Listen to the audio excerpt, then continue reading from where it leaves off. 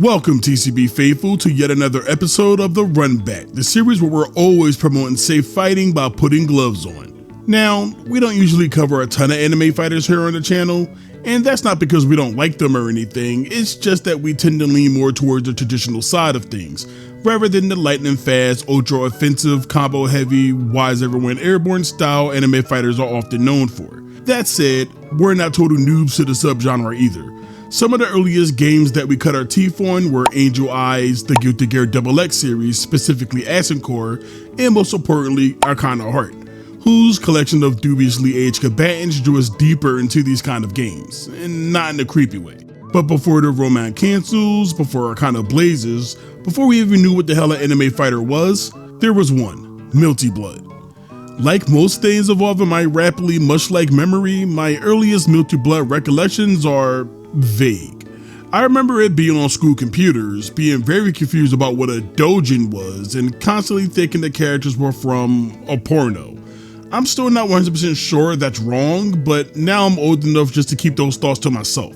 My brother and I played Melty Blood on and off throughout the React and Actradenza builds, but we really didn't dive in until Actress again. By that time, we actually understood anime fighters and we were more than ready to put someone into a 2-minute block string. I love Melty Blood. Even today, I think it's one of the best fighting games ever made. It understood that a fighting game can be easy to pick up while still having real mechanical depth if you want to dig into it. A design philosophy that's largely missing from today's hyper esports minded fighters. That love even extends to Type Lumina, questionable show mechanics and all, because it's one of the few modern fighters that feel like it genuinely wants to be a good game. But Melty Blood isn't today's run back. No, that honor goes to his older sibling, 2002's Glove on Fight, and more specifically its 2008 follow-up, Glove on Fight 2 Gleam of Force, which sounds less like a fighting game and more like a passive skill in an MMORPG. Honestly, at this point, we're just waiting for Glove on Fight 3, Intimidate and Shout.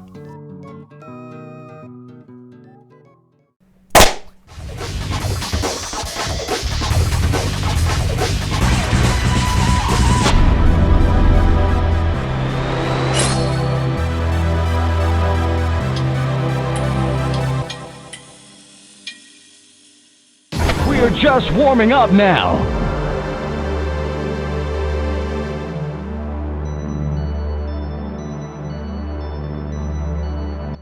Before Melty Blood became synonymous with French bread, the team was still very much in their "we're still figuring this out as we go" era. In 2002, under Doujin circles, Watanabe Seisakujo released Glove on Fight, a small, weird, extremely 2000s fighting game that feels less like a finished product and more like a proof of concept that escaped into the wild. It pulled characters from everywhere, animes, visual novels, other doujin works, wrapped them in a super deformed boxing-inspired aesthetic, and called it a day. This wasn't a game trying to be balanced, polished, or even cohesive. Look how slow and awkward the game is. It's a couple of steps away from a Cartoon Network Flash game, but that's the charm. More importantly, Glove on Fight is the foundation. A lot of ideas and technical experimentation here will lead directly to Melty Blood. You can feel the developers learning in real time, testing movements, hit detection, pacing, before locking in the identity that would define their later games. Glove on Fight isn't remembered because it was great. It was remembered because it was necessary. It wasn't a finished product, it was a rough draft. And in 2008, French Bread decided to turn that rough draft into an actual fighting game. A couple of years later, after Melty Blood had firmly made a name for itself, around the Actress Again era, French Bread decided it was time to put the gloves back on for a second go with Glove on Fight 2 Gleam of Force. Released in 2008, Gleam of Force is a very different beast from the original Glove on Fight. Where that game felt like it was a rough prototype held together by enthusiasm and borrowed characters, this sequel was a very deliberate, alright, let's do this properly. Gone is the crossover chaos. This time around, the cast is made up of entirely original pudgy pugilists. And for the first time in the series, these guys will actually come with their own story, an honest-to-God narrative mode, making this one of the earliest points where French Bread really started to build a world that was wholly their own. The setup centers around a fictional school club, the Kahanaguka, sounds like I said a slur there, High School Girls Glove Club, which honestly sounds kinda nasty when you say it aloud. This club enters a tournament known as the Gleam of Force, which serves as both the framing device for the game and the excuse for everyone involved to start throwing hands. At the center of it all is Kine Kinoshita, the game's main heroine. As a child, Kine was involved in a serious incident that nearly killed her, surviving only thanks to her older sister. The incident left her with fragmented memories, including most of her recollections of her sister altogether. Years later, Kine receives a mysterious pair of gloves in the mail, sent by the very sibling she believed to be gone, which pushes her to enter the Gleam of Force tournament to search for answers. That sister, the guy Kinoshita, sounds like I said a slur there, looms over the entire story. She's not just alive, she's also the reigning champion of the tournament, having disappeared years earlier under mysterious circumstances. So running parallel to the usual school club enters the tournament setup is a much more personal through line about memory, absence, and reconnecting with someone you're not even sure you remember anymore. So think Asuka 120 meets, I don't know, unknown. This is all fine and good, but like, where did the guy go? How does a whole person disappear during an incident only to resurface as a champion of a school-wide tournament you could just sign up for? See now, if I was in charge of the plot, the twist would be that Nagai didn't go anywhere, and mom and dad Kinoshita probably should have got a second opinion on their daughter's brain damage. And if this was an even younger me, the two sisters would have teamed up with the Autobots at some point, but that's a story for another day. Anyway, the rest of the roster fills out this world with a mixture of personalities that feels very generic school anime. Energetic club members, oddball rivalries, and characters who all have their own personal reasons for stepping into the Gleam of Force. It's a far cry from the anything goes crossover energy of the original game, or whatever the fuck happens in Melty Blood. Look, we play the games, we don't know the story, alright? But this is the point where you can really see French Bread experimenting with cohesive storytelling, not just making characters to fight, but characters that actually exist in a setting. This wouldn't pay off until the release of Under Night and Birth, their first original story, some 3 years later. Visually, Gleam of Force is an extremely 2008 anime PC game. Now, I don't have a bunch of experience they claim that, but I mean, come on, look at it. It leans hard into a super deformed chibi adjacent style. Big head, stubby limbs, and proportions built for readability, not realism. It's going for charm and it mostly nails it. Animations has a slight puppet-like quality. Limbs rotate, body hinges, transitions snap between key poses. Yeah, it's a little stiff at times, but it gives the game a distinct identity that ends up working in its favor. French Bread put a lot of personality into this style. The idle animations, the wind poses, and the character quirks do a lot of the heavy lifting. It's very cute. Backgrounds are fine, they're colorful, they're readable, and not too distracting, which is exactly what they need to be. What really stands out is the cohesion. They could have easily slapped a Melty Blood coated panel of this, but instead they chose to refine their original style and commit to it. Is it impressive today? No. But is it sincere? Absolutely. The original Glove on Fight is certainly an interesting fighting game, especially considering who the developers are and what they were going to create. But I wouldn't exactly call it a good game. It's slow, there's no blocking, no combos, and it's just overall awkward to play.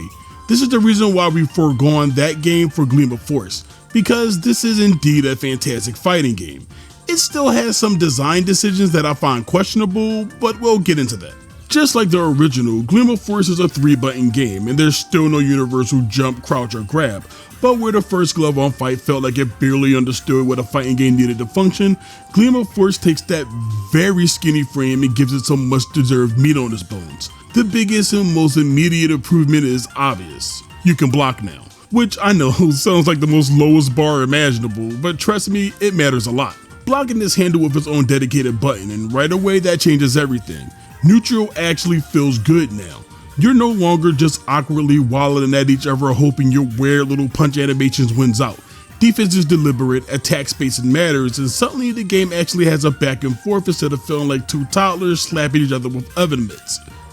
Movement is still entirely grounded. You walk forward, you walk back, and that's it. No hops, no super jumps, no air dashes. This is not Melty Blood. This is boxing rules, filter through an anime fighter's brain. Knockout Kings, this is not.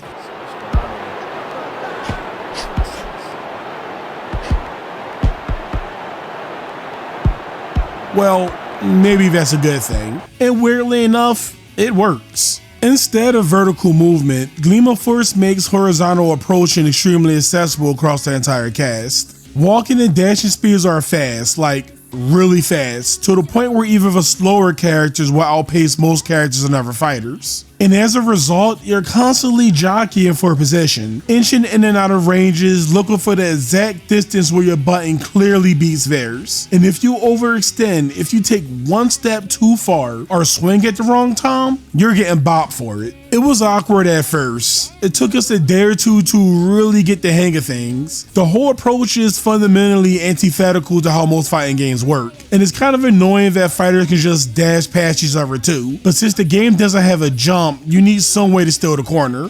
Unlike the original, combos actually exist now and they feel surprisingly good. You've got your light and heavy attacks, but the directional inputs drastically change what those buttons do. A forward heavy might be a big committal fast swing, while neutral might be safer but a little slower. And since the system doesn't have to worry about silly things like jumping and crouching, the developers just threw more normals at the problem. Each fighter will end up with more than a baker's dozen of distinct normals to choose from. You'll have no problem matching with a new character and finding something useful. Compared to the original Glove on Fight, which barely had hit stun, let alone combo theory, this is night and day. This is where you can really start to feel French Bread's design instincts start to crystallize. Combos aren't flashy for the sake of it. They're short, punchy, and usually tied to counter hits or a specific state, not just I press light 5 times, which you can do, but it's not an auto combo. You know what I mean. Properly structured combos, hell, even the crappy ones we mashed out, still really hurts in this game, so defense matters. And defense in Gleam of Force is deceptively deep for something so simple on paper. You can hold the guard button to block, tap it to evade, or time directional inputs for high and low parries. Parries are especially important. A successful parry doesn't just negate damage, it often leads directly into a counter hit opportunity, which can lead into in-fight pressure or a full combo. This creates a full-on risk-reward loop. Block too much, you give up space and burn endurance. Swing too hard, you'll eat a parry. Play too safe, your opponent will walk you down. In-fight activates when you dash into your opponent and stay close, basically just holding forward. When it triggers, your attack cancels more freely, combos extend easier, and pressure becomes dramatically stronger. This is the game's way of saying if you're brave enough to dash into someone's face, we'll reward you for it. In a game with no throws, no real air mix-ups, and not a lot of movement gimmicks, aggression itself becomes the resource. Now, I have some mixed feelings on Infight. Like, I understand what it is as a mechanic, what it mechanically does. I just don't understand the gameplay philosophy behind Infight. You see, it can be triggered straight out of neutral, and sometimes that feels less like you got outplayed and more like you collided at the wrong moment, and suddenly the pace shifts. Personally, I think it might work better if it's triggered specifically off blocking opponents, functioning almost like a makeshift throw. But I'll admit that this just might be a me problem. Infight is strange and it doesn't exactly map cleanly into most fighting games. So if I misunderstand it, that's on me. On top of that, Gleam of Force introduces multiple meters, endurance, positional advantage, and super meters that subtly controls the pace of the match. These systems prevent the game from turning into pure offensive chaos. Even when someone gets rolling, resources run out, positioning resets, and the match naturally flows back into neutral. It's controlled and deliberate in a way that's way more thoughtful than you'll expect from a game that looks this goofy.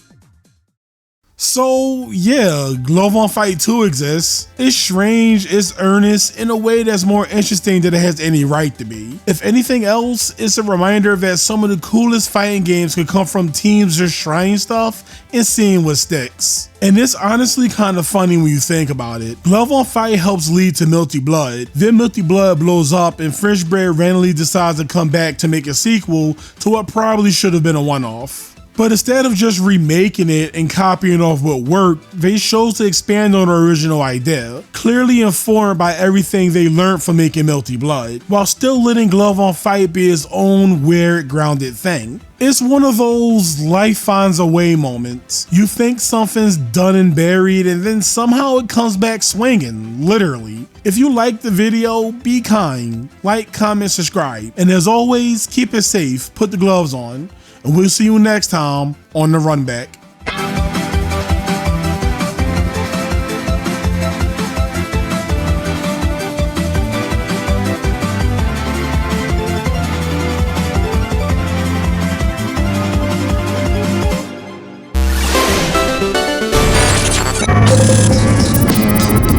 Team Crossbody.